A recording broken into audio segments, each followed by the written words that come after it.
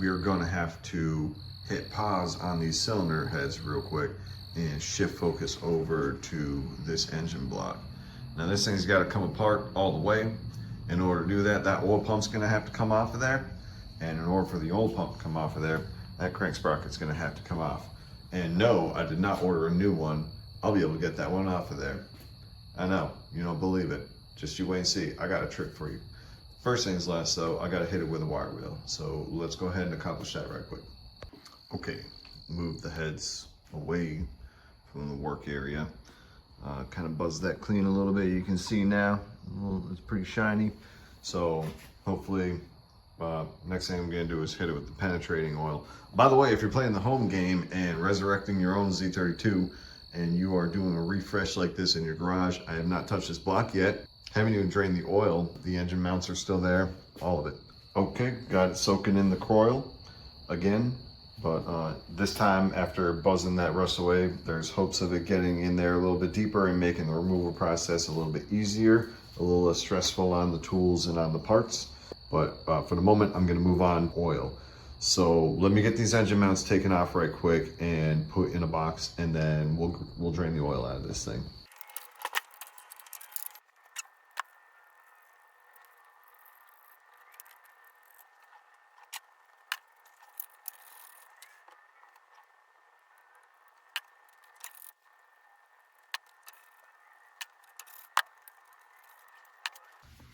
Okay, next we're gonna drop the oil out this thing. I would like to see what has collected at the bottom of the pan. Hopefully nothing metallic looking, that'd be sweet. So just looking at the dipstick, it did look like it was pretty clean oil. But anyways, what I'm gonna do is go ahead and grab this guy right here. That's a little dirty. I might figure something else out. Ta-da! That'll do better. So yeah, let's crack this thing free and drain just a little bit into that and the rest into that and see what we can see. Okay, moment of truth. You shall reveal all. What happened to you?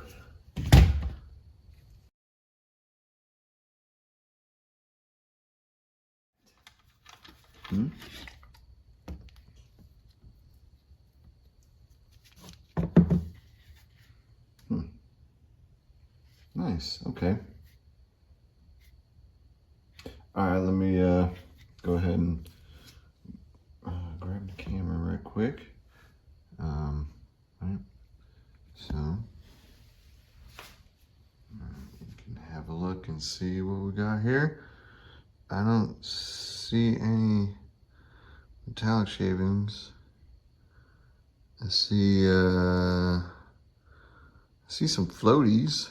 Some stuff floating in there, maybe some carbon, right? But doesn't look like any metallic stuff. Boy, it's pretty thin though, huh? Look at it, just yeah. Boy, that's pretty thin.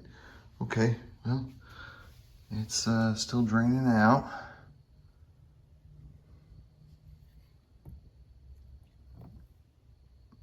Man. That looks okay. I'm cool with that. So far, so good. A little milkiness, but that's to be expected. You know, nothing crazy. Uh-oh, we're making a mess. Okay, uh-oh. Bruh. Yeah, we got it, no big deal. All right, she's done draining. So you can see it's just dripping. Next up, what I'm gonna wanna do is take that oil filter tree off and then I can get it flipped over. All right, with oil filters, I usually don't play around, dude.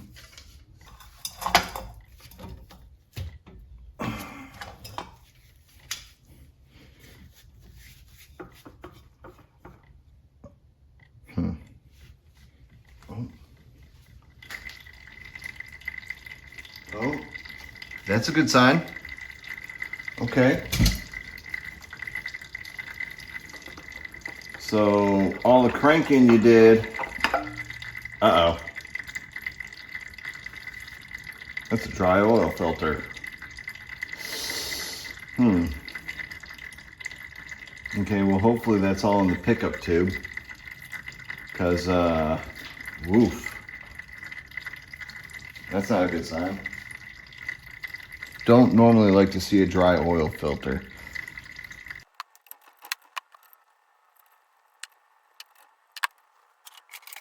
So go ahead and take yourself a little pry bar and kind of break that seal, right? That gasket right there is actually kind of hard to come by.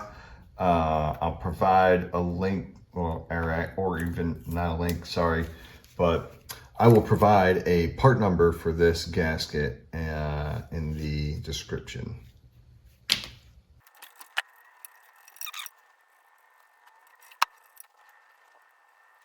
All right, team, I gave the coil a little bit of a chance to get in there and penetrate just a little deeper. Hopefully it'll come off nice and freely. Next thing I want to do is buzz the rest of this rust off and get that crank bolt off of there. So let's move on.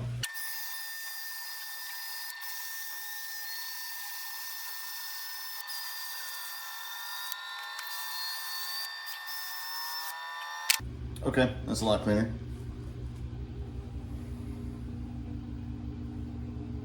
Right? That's kind of the look we're going for.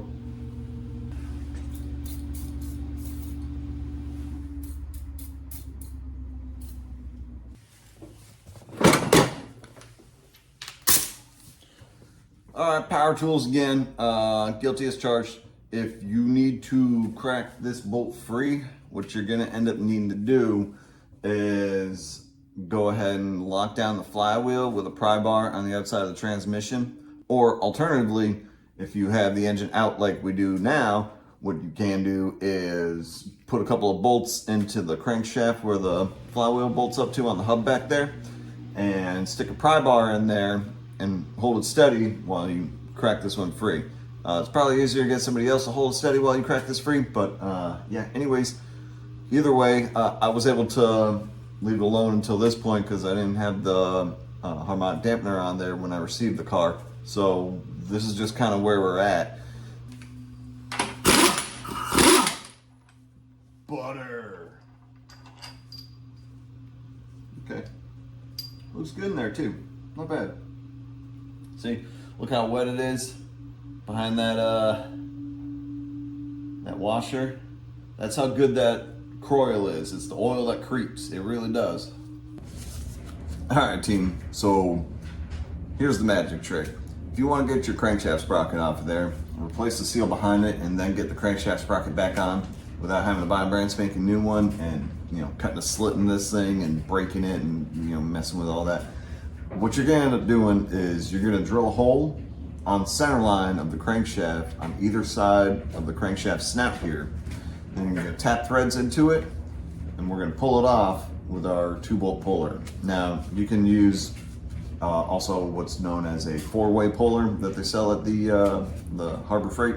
I think mine's called a Pittsburgh bolt type wheel puller set.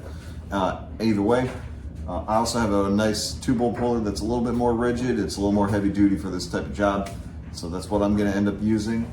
But honestly, like, this stuff is pretty cheap. The only power tool thus far that you really desperately need when you're reconditioning an engine is one of these. Everything else can pretty much be handled with hand tools, but the drill is mostly necessary. Also, along with that, of course, you know, drill bits, the wire wheel you've seen earlier. But you can see I'm using the cheapo drill bits. You really only got to use them a number of times before they get dull, and then toss them, get a new set, dude. Who cares, you know? Okay, another important piece of information. The tap that I'm gonna use is an M8 by 1.25. So I gotta go on Google real quick and look up the drill size I need in order to drill for this tap. There are specific drill sizes. You wanna match that drill size. I like to use the M8 by 125 because it's commonly found all over the engine, all over the car. So there's, you know, any number of bolts that you want to choose from to accomplish this job. And also, you don't have to buy an entire, you know, tap and die set. It would be nice, obviously, to have all the rest of the taps and ties that it comes with, and they usually come with a tool as well. Tool that looks like this guy right here, where you can insert the square end of the tap, right, into that guy, and then crank on it or whatever. They also make these smaller versions to get into tighter spaces, right? My set came with both of these. Either or will do just fine for this job as long as you use the correct drill size. However, what you're going to end up seeing me use is a square drive socket on the end of either a 1/4 inch or a 3/8. I'll find out when I get there. And then here's the puller, this guy right here. But yeah, those are pretty much all the tools that you're going to need to do the job, along with either wrench set or socket wrenches. That way you can use the puller tool. So first, let's take a look at the crankshaft sprocket here. And one thing I want you to take note of is that here on this side of the crankshaft sprocket, you'll find a peak in the gear, right? Now, over here, directly on the opposite end, what you're gonna find is a valley. And that's real important to keep in mind, is that on the crankshaft, on the center line of the crankshaft here, if you were to take a straight edge, that's what you're gonna end up looking at, is the peak on one side and the valley on the other. Why that's important is that's gonna help you figure out where you're gonna place your drill in order to make sure that they're 180 degrees out from each other. One other thing that I like to do, just as my own personal practice, is I'm gonna drill a hole here and here on either side of the crankshaft sprocket. So yeah, I'll pick one side with the peak and one side with the valley, and we'll go ahead and move on from there. So the right hand side ended up being the female mark, and the left hand side ended up being the male mark. Right there, all the way up at the tippity top is where I'm gonna end up placing my drill bit. Again, that left hand side came out kind of ugly, so hopefully you can do better. I have done better in the past. But anyways, yeah, this is the first step of the method. Go ahead and get your alignment punch made. Don't hammer on it, unnecessarily hard. At this point, just give her a light tap. That way you can make a slight ding in the metal to catch the point of the drill. All right, so a quick Google search says we need a 17/64 drill bit, and we'll go ahead and get to drilling. However, what I'm gonna do is I'm gonna put a piece of tape on this drill bit to mark my depth. That way I don't go too far. We really only need to just get a few threads in there for engagement. That way we can pull that sprocket on off of there. All right, that's all you need. You can see right there we got some pretty good thread engagement, and that'll do us. So we'll drill her out.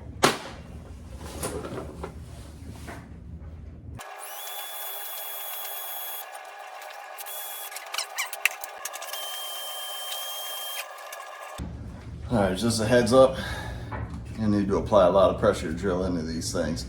You might even want to start with a smaller drill bit and then work your way up. But anyway, got our holes drilled. They look pretty decent.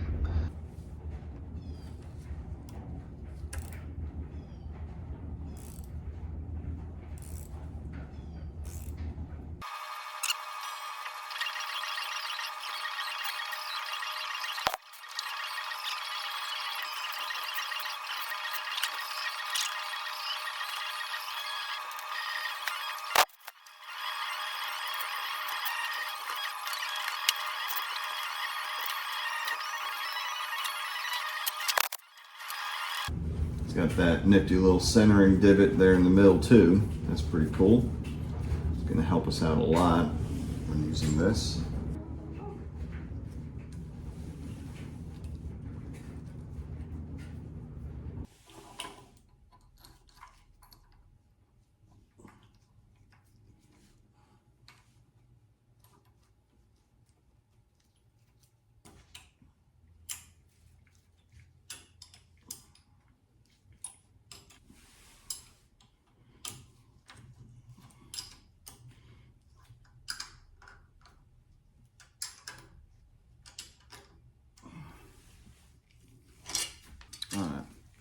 Got the installed,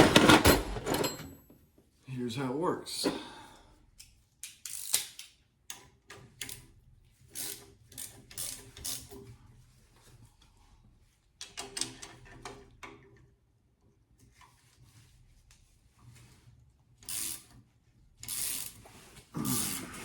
Like butter.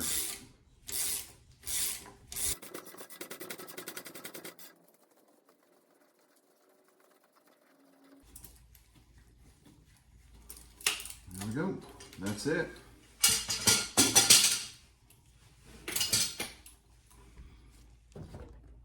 See the look there? Didn't matter how much rust was built up underneath and in between. We're off of there, man. Okay, that easy. Got a crank sprocket that can be cleaned up, reused. Simple as that. Moving on to the next part. Let's get the oil pan off of this thing.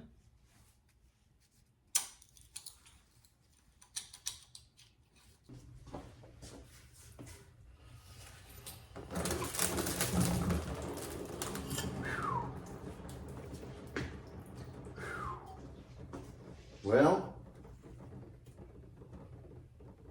that was quite a bit of nastiness. Not gonna lie.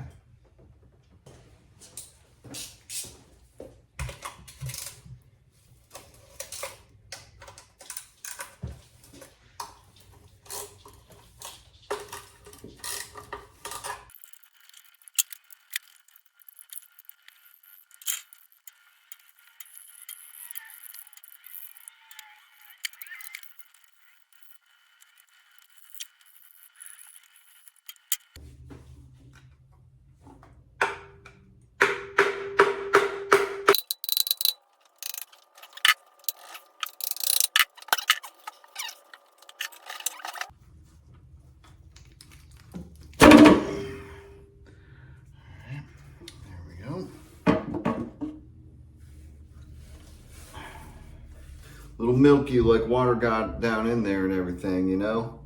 But nothing looks like it's got any rust on it. So looking okay so far. Not the greatest, but looking okay. Okay, with the engine still flipped over, it'd be a lot easier to get to that rear main seal housing at the very back of the engine. A bunch of 10mm bolts there holding it in. Go ahead and pop that off.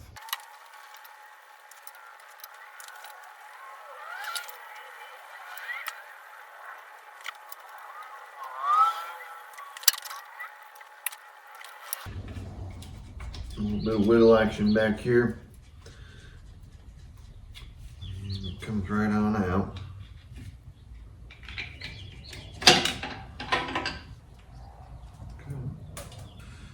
So there it is, rear main seal housing. All right, next, before we can get that oil pump off, we gotta get the pickup tube off. So got these two bolts here that actually secure to the oil pump, and then you've got a stay being held by a bolt there, and a stay being held by a bolt, same size, over there.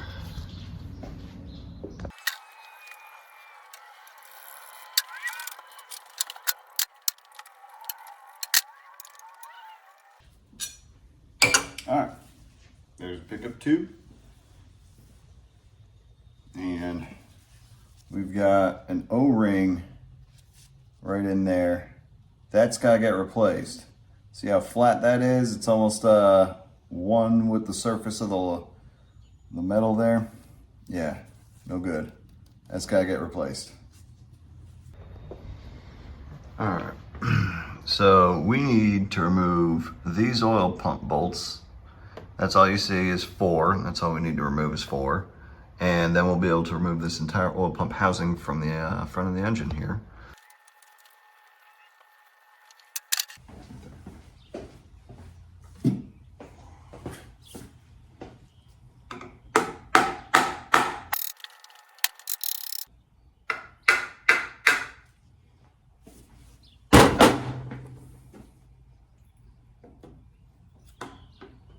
Okay. There's the oil pump assembly.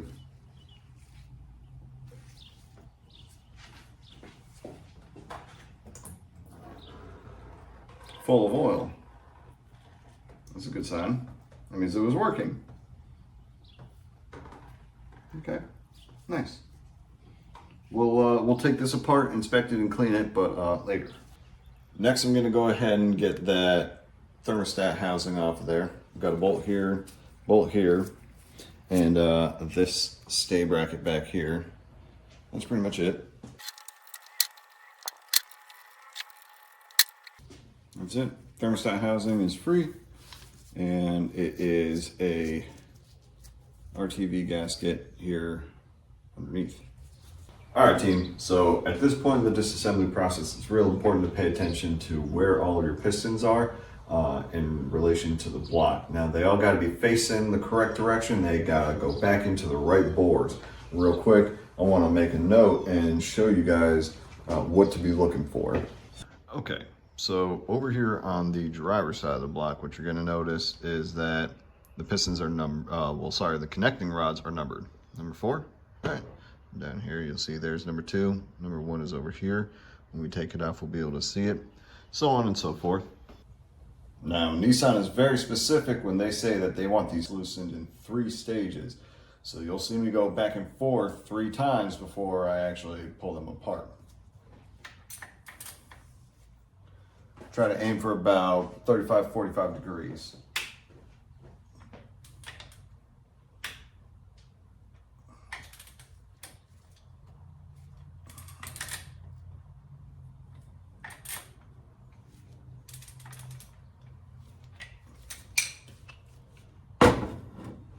Okay, 3 times with the tool.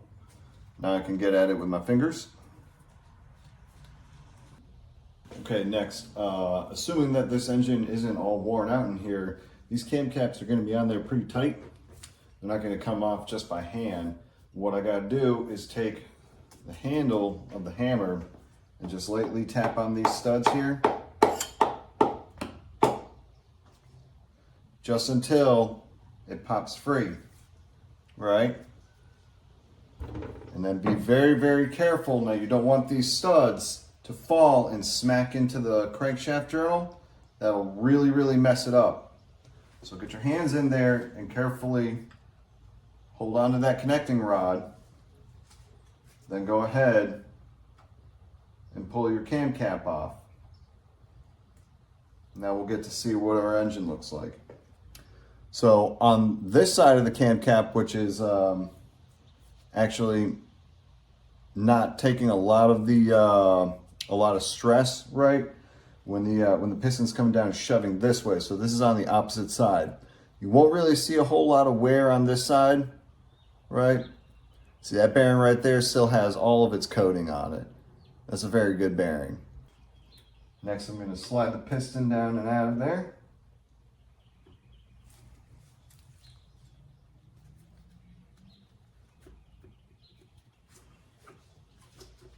Make sure I'm ready to receive it.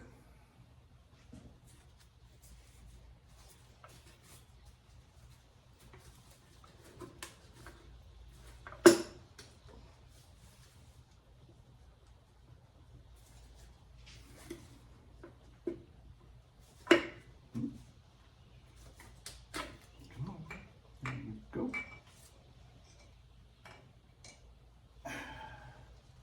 And there we go. So if you look at this side, which is the thrust side, you can see that we got a little bit of wear on the coating there. It's starting to see a little bit of copper color. Yep. So these bearings have reached the end of their life and they're ready to be replaced. Now, this engine probably wouldn't have made noise, and it would have been okay to run this for a couple of months or so, but I'm really glad I'm taking it apart because, yeah, what I see right there is a little bit of copper, so time to get it out of there and put a new one in. And we'll go ahead and match our cap back up to it. You'll see the number 1 is on the same side. Okay. And then over here on the other side, you have some other industrial markings that shouldn't mean much to us.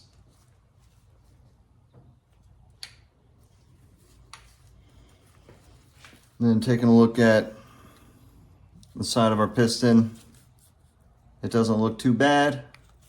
We got a little bit of coating left, maybe a little bit of, the coatings wore away some, but a little bit of coating left. That's not bad at all. But what's most important is I don't see any deep scoring or scratching. So yeah, good piston. Leave one nut threaded on there, with like just like a thread or two holding it on. That way it doesn't fall all the way down in there, and you run the risk of your connecting rod studs marring up your crankshaft or anything like that.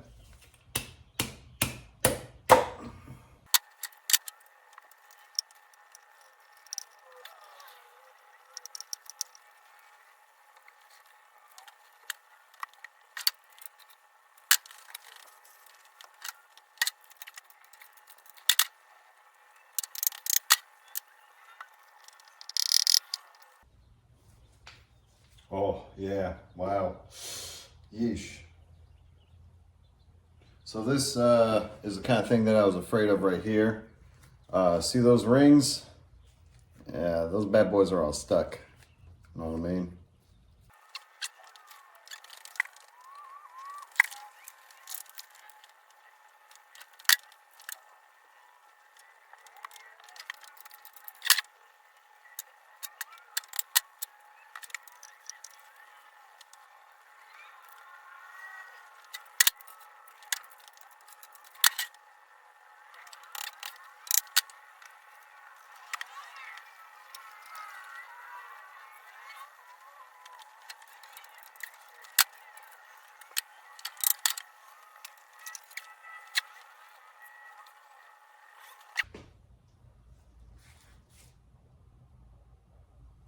All right, team, pistons are out. Half of them got stuck rings, but they all got pretty good looking bearings as far as the naked eye can tell. I'm not seeing any scratching or scoring like they got any debris. All of the crankshaft journals look pretty good. All right, at least good enough for a polish. Yes, sir. Well, that's what we're gonna end up doing. So that's gotta get out of there. I gotta go to the machine shop and drop off some cylinder heads today, so I'm gonna bring this with me and we're gonna have them polish it up. Now, Nissan's FSM states to loosen these cap bolts in 2 or 3 steps, starting with the front, work your way to the rear, 1, 2, 3, 4, 5, 6, 7, 8. And that'll take care of that.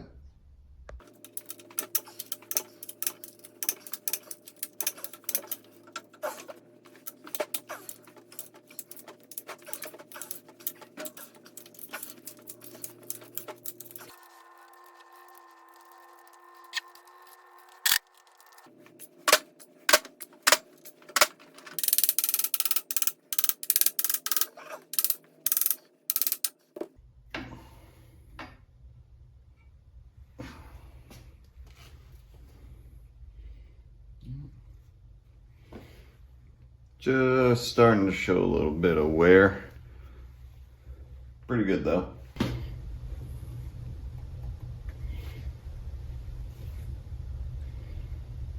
Yeah, looks pretty good. Okay, I'll take her out of there.